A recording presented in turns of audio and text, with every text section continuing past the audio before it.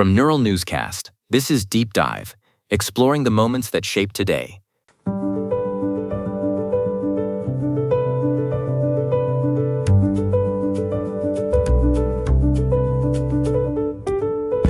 Welcome to Deep Dive. It is May 14th, 2026, and I am Daniel Brooks. And I'm Jonah Klein.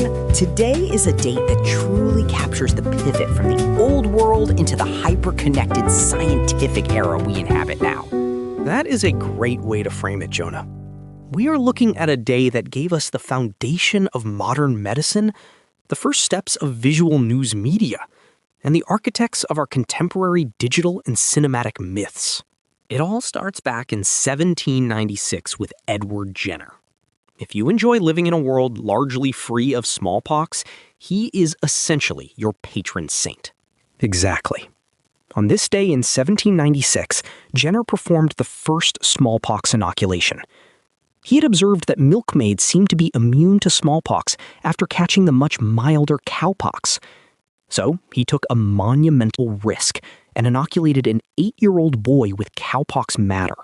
Looking back from a modern perspective, Daniel, the lack of clinical trials or oversight is staggering. It was a country doctor following a simple observation that ended up changing human history and creating the entire field of immunology.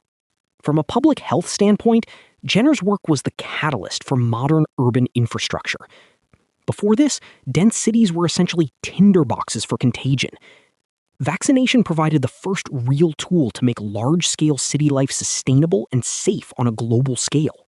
While Jenner was revolutionizing biology, the way we shared the stories of those lives was evolving too. In 1842, the very first edition of the Illustrated London News hit the streets. This was the world's first illustrated weekly news magazine. Before this, news was almost exclusively dense blocks of text.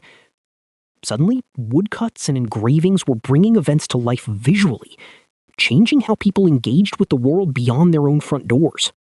I see it as the 19th century precursor to a social media feed. It recognized that humans are fundamentally visual creatures. You can see that same drive for visual storytelling in the birthdays we are marking today, Daniel. We certainly can. Speaking of visionaries, George Lucas was born on this day in 1944. He did more than just create Star Wars and Indiana Jones. He built the entire industrial infrastructure for the modern blockbuster with Lucasfilm and Industrial Light and Magic. He shifted the culture long before the internet took hold. The fan communities he inspired were the early blueprints for how we interact online today. And speaking of the social graph, we also have Mark Zuckerberg, born in 1984. Zuckerberg is an interesting case because Meta and Facebook fundamentally changed our concept of the public square. It is no longer just a physical park or a street corner. It is a digital layer that sits on top of every city in the world. It is a massive shift in how we relate to one another. On a different note of cultural impact, we celebrate Cate Blanchett, born in 1969. Her ability to inhabit characters, from Queen Elizabeth to Bob Dylan, represents a different kind of transformative power. Her range is incredible, Jonah. It is rare to see a performer who can navigate massive franchises and intimate dramas with that same level of prestige and impact.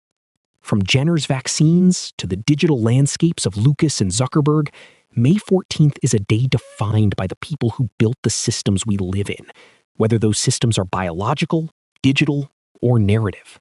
It has been an impactful journey through time today. I am Daniel Brooks. And I'm Jonah Klein. For more history, visit deepdive.neuralnewscast.com. Deep Dive is AI-assisted, human-reviewed. Explore history every day on Neural Newscast.